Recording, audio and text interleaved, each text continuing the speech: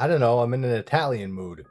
Here is a very disturbing movie from Joe D'Amato, Absurd, from 1981, also known as Anthropophagus 2, The Grim Reaper 2. I think Horrible is another title, Zombie 6, Monster Hunter, and the Italian title, Rosso Sangue. Now, if you're not familiar with Joe D'Amato, he has directed like hundreds of movies, either under his own name or under a bunch of pseudonyms, ranging from all different genres of film: spaghetti westerns, crime movies, exploitation. But he had three excellent horror films back to back to back.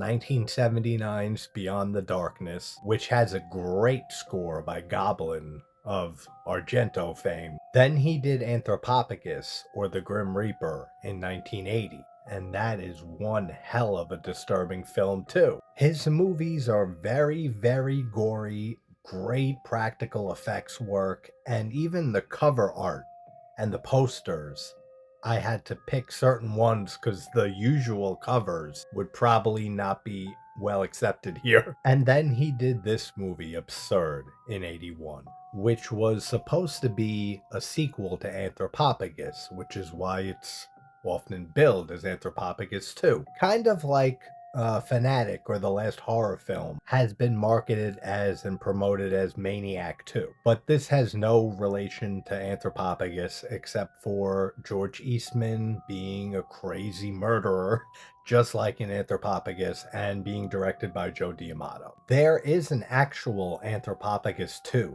that came out 2022, 2023, something like that, directed by Dario Germani. And it's actually a very good sequel to the original Anthropophagus. Check that out. It should be on Tubi. But straight up, Absurd here is an Italian ripoff of Halloween 2. That's exactly what it is. We have George Eastman playing Mikos, who was experimented on and it drove him insane, but he also regenerates. And I guess there's one other link to Anthropophagus if you've seen that movie. What happens to his character at the end of that film happens to Mikos at the very beginning of this movie. So you could kind of link it that way. But again, unrelated. So he ends up in a hospital and he ends up massacring everybody there. And when I say brutal kills, I mean brutal kills. I can't even show really any clips. Excellent effects work.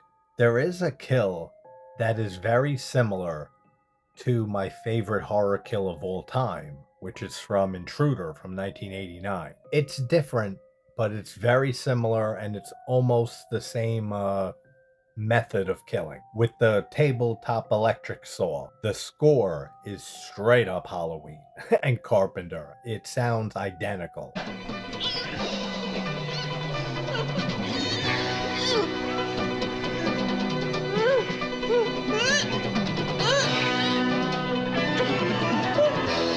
Plus, the hospital setting is more Halloween too. But then he escapes and goes to a town and starts murdering more people there. It's a crazy movie.